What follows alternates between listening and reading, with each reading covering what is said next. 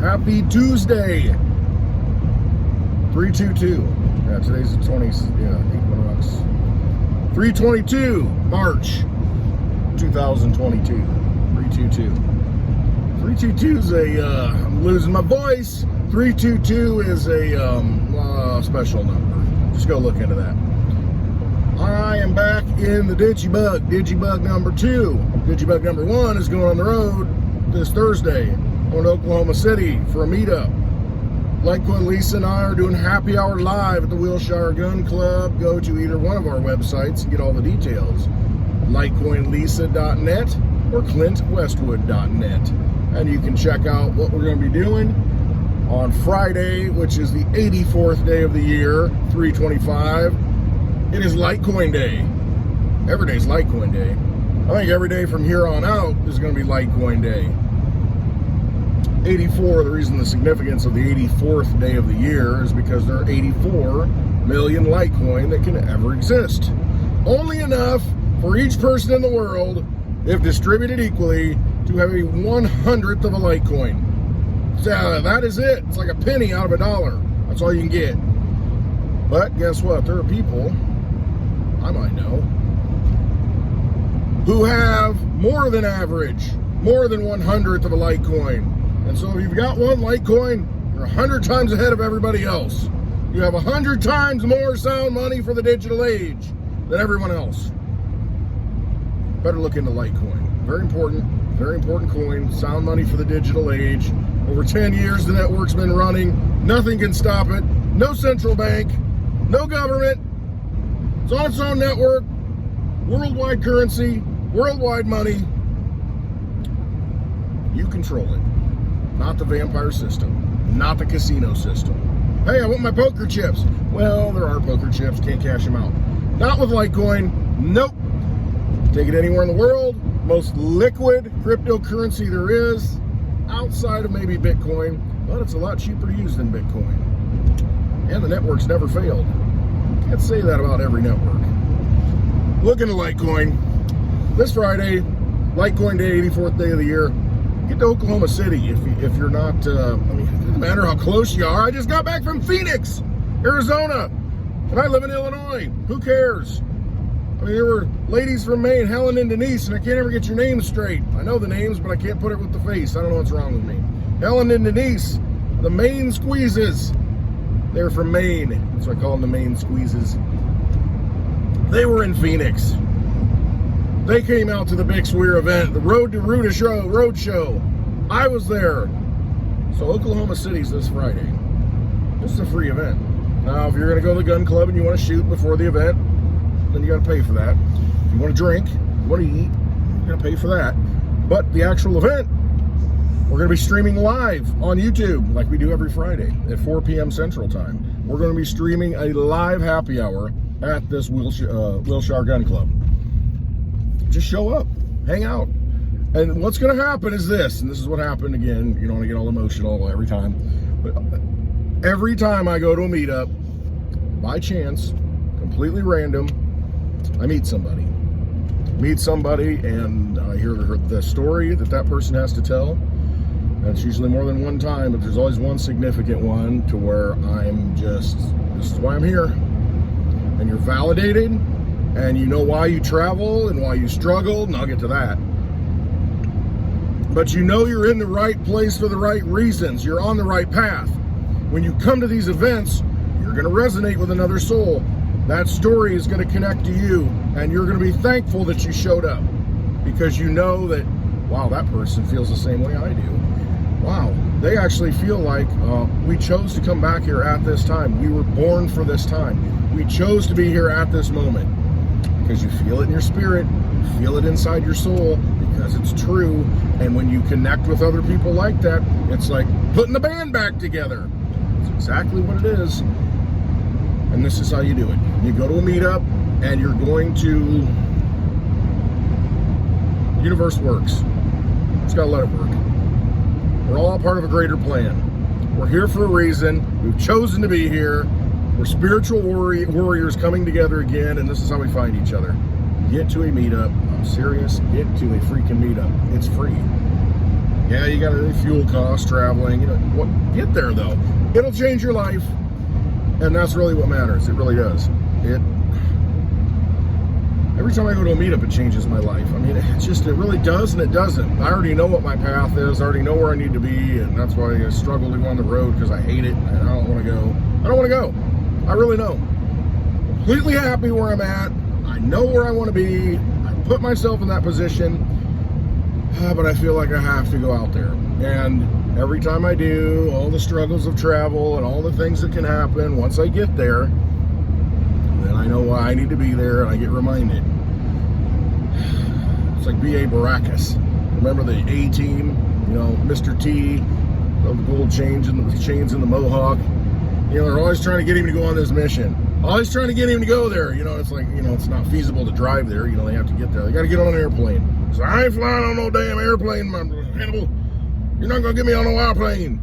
And ultimately, he ends up getting a glass of milk or something because he loves milk, and he passes out, and they drag him in the airplane, and he wakes up, "You fools, you got me on an airplane. How'd you get me on this airplane?" Like, you know, he gets all upset. That's my dilemma. I'm that B.A. Baracus, you know, and then I get there, and then it's like, time to kick butt. I guess Litecoin Lisa's giving me the glass of milk. So, it was getting me on an airplane, getting me traveling. But it's worth it. I don't know how much longer I can do it, how much I may have to keep local events or bring people here. I don't know. But traveling this Friday, going to Oklahoma City, come check it out. Absolutely very important to meet people in this space so that you don't feel like you're alone. You don't feel like you're the only one out there preaching and believing in what cryptocurrency is, because it's honestly, it's more than making money. It's money. If you really look at it, what is money? Money is just a store of your wealth. It's a store of your energy, your labor, everything that you do. You want to preserve that. You know, you don't want it to be robbed from you. You don't want it to be just lost and just blown away. It's a turbulent day today. You know, we're in the spring, and, you know, I watch the clouds are just rolling over. And I'll get to my travels from yesterday and this past weekend in a little bit, and it ties into that. But no one wants to feel like their efforts are wasted, that their lives are being wasted.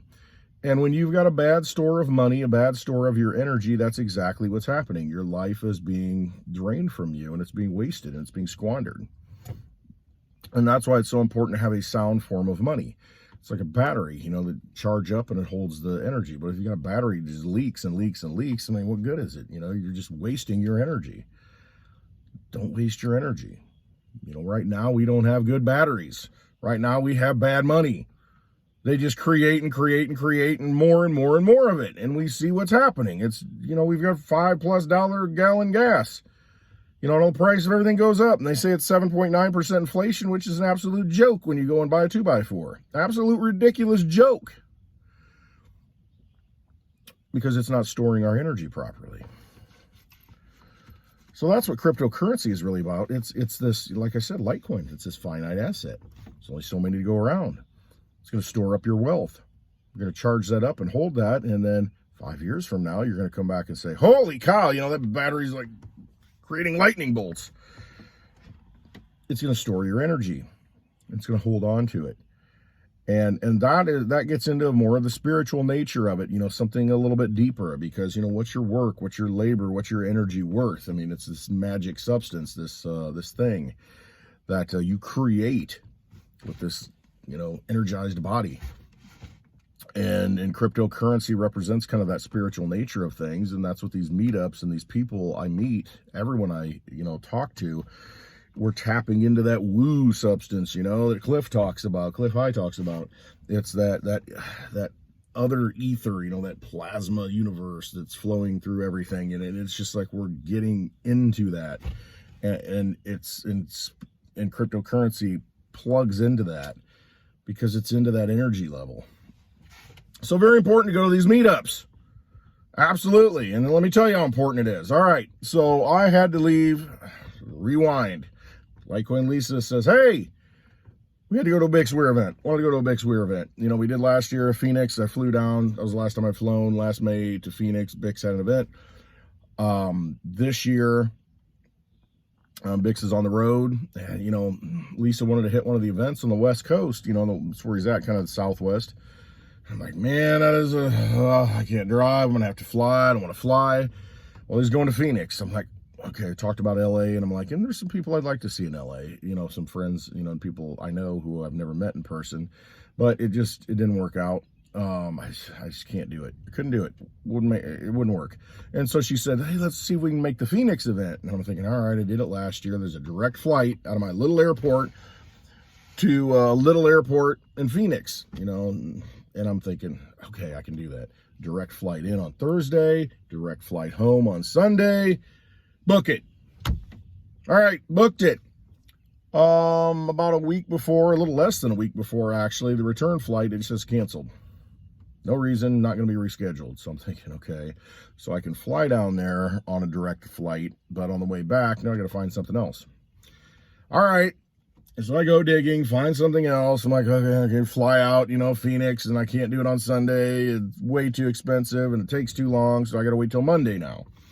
Okay, all right, wait till Monday. Which makes it stressful at home, you know, because, you know, I'm needed here too. And so flying out Monday, going through Dallas, Fort Worth, and then back home. All right, cool. But I got to come into a different airport than I flew out of. So I'm like, I can't leave the digibug at the airport and then just drive home. So I got to have somebody drop me off, and I got to have somebody pick me up. All right, fine. Not a big deal. Got it. Both small airports, easy to get around in. All right, then day before, what was it? A day before. So the round trip that I had booked for the flight out, I just kept it. I'm like, all right, fine. They've canceled the return flight. I'll get a refund on that. Boom. So the day before I'm supposed to leave, I look to check in to the flight that I leave on, and it's like, it's canceled. I'm like, what? My direct flight, the one that I have left, is canceled? Yeah, it's canceled. I'm like, all right, trying to figure it out. What is going on? Trying to get on the phone, 45-minute wait. No, that's not going to work. And so, you know, finally I dug through the website and I found that it's like, well, if you book a round trip and one leg of it's canceled, they're going to cancel the whole thing with it, you know, if you don't take action. I'm like, okay.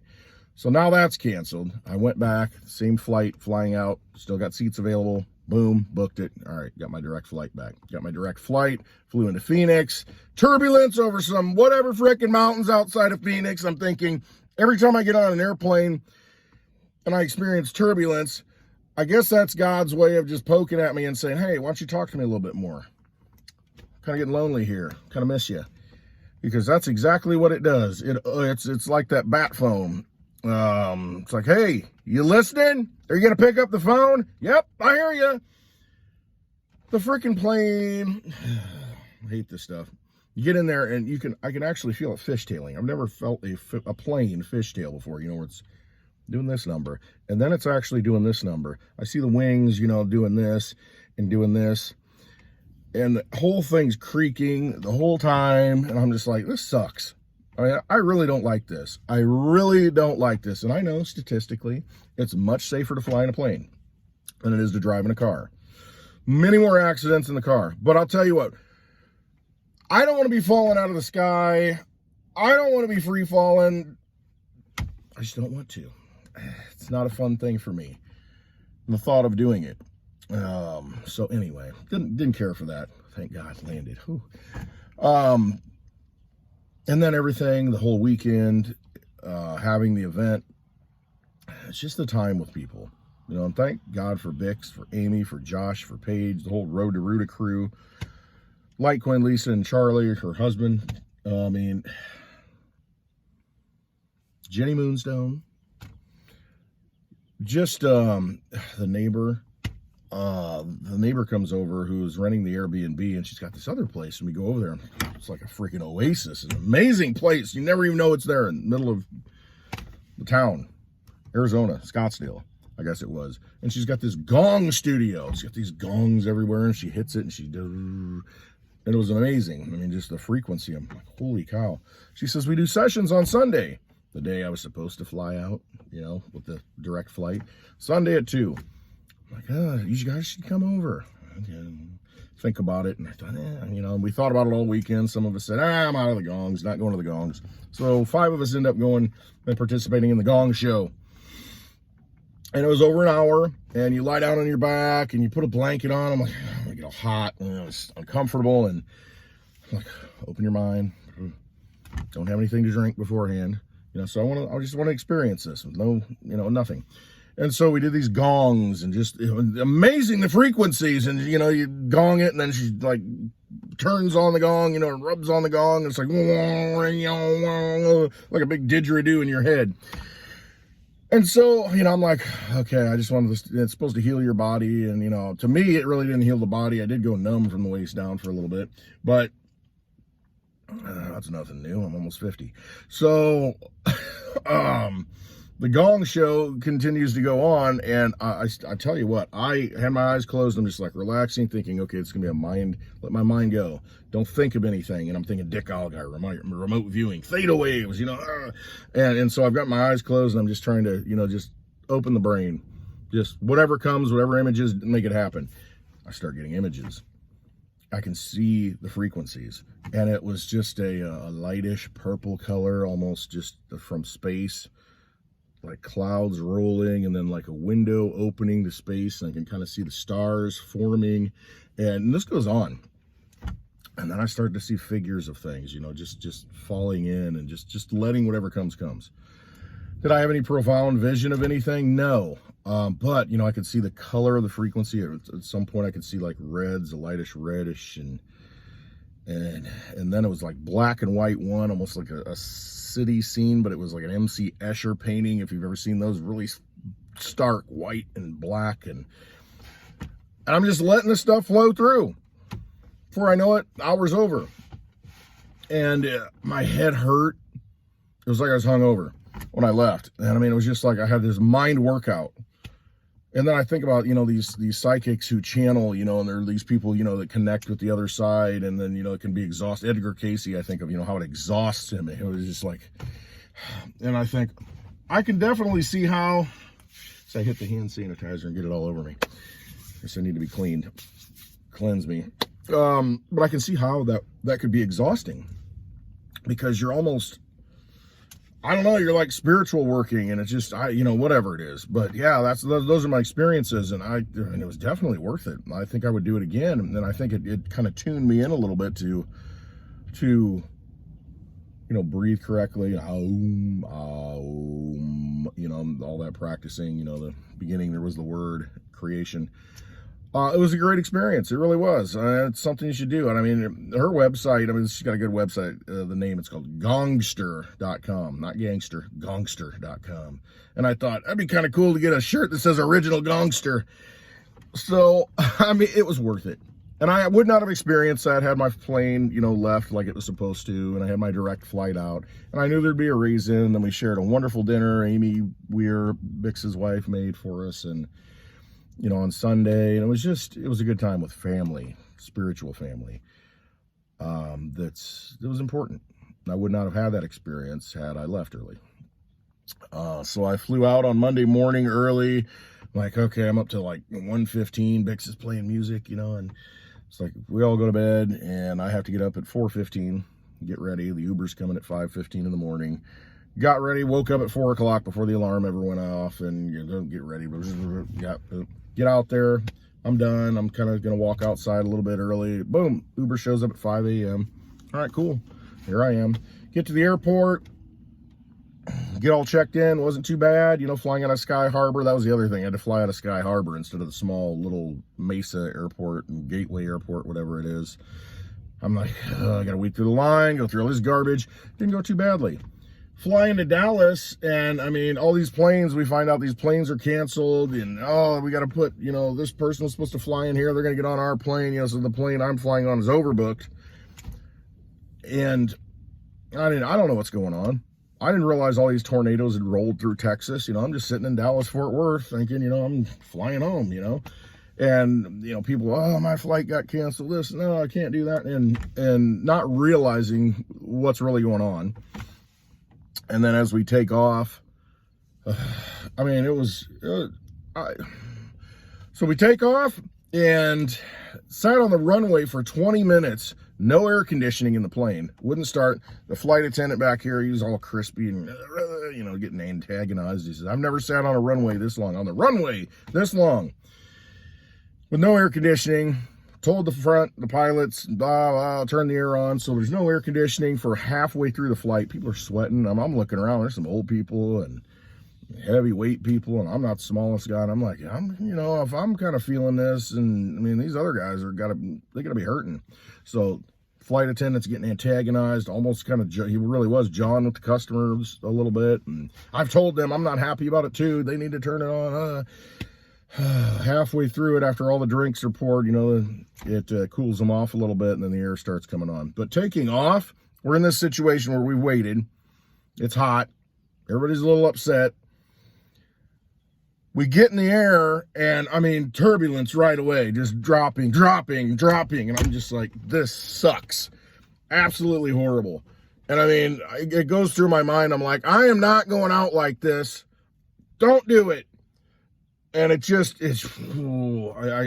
not good at it. I don't like it. The whole process is fine. I usually don't mind to fly. It's those drops. It's the thought of falling I don't care for.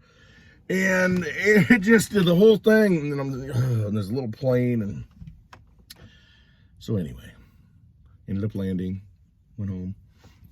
Wife picked me up, went to the track meet, watched my daughter, and here I am. But in the meantime, Lisa and her husband Charlie, their plane's canceled. Can't get home. They were supposed to leave on Monday.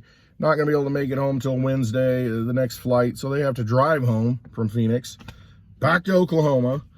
And then there's storms they're going through. It's snowing. And as Bix Weir says, it's the way of the crypto warrior, changing the world day by day. And there's so much truth to that. And it's not just a crypto warrior. It's just, the lives that we lead, what we've chosen to do, what we know to be true, and why we do it is because we want to make this world a better place, because we have an opportunity to do that. And there's going to be struggles along the way. And that's just what we do. And I met a guy named Ed at the end of Bix Weir's meetup. I talked about this on the live stream Sunday a little bit. But he felt the same way. He felt compelled to come to Bix's event in Phoenix. And driving through the desert, he said, he was wanting to, he's always re-clicking, waiting for a Cliff Eye video. And I know the same thing, I feel the same way. So he hadn't put one out for a couple of weeks. And then boom, on his way, puts one out. I think he was on his way listening to it. And he said, it just spoke to me. I mean, it just validated everything. Because Cliff had said, now's the time to do something. You're born to be here. You chose to come here for this moment. Do it. I've always felt that way. He always felt that way. Obviously, Cliff has always felt that way. And we are all talking about it. We're all saying it because it's true. And that conversation with Ed at the bar as I was walking out, it was, that's why I went. That's why we all go. Because we took on this armor, this battle for this lifetime. And there's nothing worse than living a life of regret and saying, I should have gotten involved and I didn't do it when I could have. There's nothing worse than that. Don't look back and say, I wish I would have done that. Worst feeling. You don't want to go out. You don't want to leave this world thinking that, because you came into this world with, remember back when you were a kid, you hoped you could do all these things. That's when you were closest to God. That's when you were closest to, your spiritual essence, before all this crap was heaped up on it and clouded your vision and, just manipulated. But you were so pure and innocent then. And you think of those dreams, all of those things you thought you could do when you were a child. And they seemed completely doable. And now you just convince yourself and let others convince you that, that's not possible. Don't live in a world of boundaries. Don't live in a world, don't live in a cage. Get out of that cage and just do something. And Ed had said, I just feel like I want to do something. I don't know what to do. And he's telling me all the things he's good at and what he's done with his life. And I said, well, just talk about those. Start a channel. So that's all I did. I'm in a freaking car with a amount that I got fixed today, but it's going to fall off tomorrow, for this phone. And it doesn't matter. You just put the message out and be yourself. And that's what I said. I said, that's all I do. I just talk. And some people resonate with it. A few. Not many. All of you. I love you. But it doesn't matter. I don't care. You don't need 1 million subscribers. I mean, you're probably doing something wrong if you've got 1 million subscribers. I mean, honestly. But somebody's going to hear what you got to say, and it's going to resonate with them, and it's going to validate who they are, and that's going to put them on the path that they were born to be on. Nothing better than that. Nothing more important than inspiring somebody to become who they were born to be. Nothing more important than that. And if you can do that for one person, I mean, that one person, you don't know what they're going to do and how many people they're going to influence. See, we're not here to change the world. We're here to help people wake up to the fact that they can change the world. All of them together. So don't look at numbers and don't think, I'm embarrassed. What am I going to talk about? Nope. Doesn't matter. Doesn't matter. Just be who you are, as someone's going to resonate with you. And that's the most important thing. Always trust yourself. Always trust yourself, because you know who you are. You know why you're taking action. You know why you feel like things aren't right. It's because deep down you're not doing the things that you want to do, that you know that you're here to do. So just go do them. Just trust who you are. Trust yourself. Trust the plan. You came here for a reason. You chose to come here. Fulfill that mission. That's all you gotta do. Fulfill that mission. Because this life is temporary. You can fall out of the sky at any time. Yeah, I didn't know about the China flight, or, while I'm flying yesterday, thank God. But at any time, that plane can just drop right out of the sky. It's gone. So do whatever you can do before that happens. Life is just temporary here. Spirit lives forever, though. Fulfill that spiritual contract that you made when you came down here. That's the most important thing. Because there's nothing that's going to be greater than high-fiving up there and giving hugs at that cosmic bus stop in the sky. Nothing going to be greater than that. We're going to look back and say, yeah, I kind of screwed that up. But you know what? We moved forward. We learned. We did a lot of good stuff when we were down there. Let's take a break, and maybe we'll come back again in 1,000 years when they F it all up again. Because they're a bunch of reptile criminals, vampires, and we'll slay them again. But that was a great battle, though, wasn't it? High five and hugs at the cosmic bus stop out there in the universe. That's where we got to be. All right. I hope you can come to Oklahoma City. Love to meet you. Love to give you a big hug. Really would. Look you in the eye. I hope you have a wonderful day. Always trust yourself. Always. Love the people around you. Give them hugs. It's important. That's how you find each other. That's how you know each other. All right. Hit that thumbs up. Subscribe. If you care to listen to this. If it helps. I appreciate it. Makes me know that I'm validated. I'm doing what I'm supposed to be doing. All right. Have a wonderful day. I love you all, and talk to you again soon.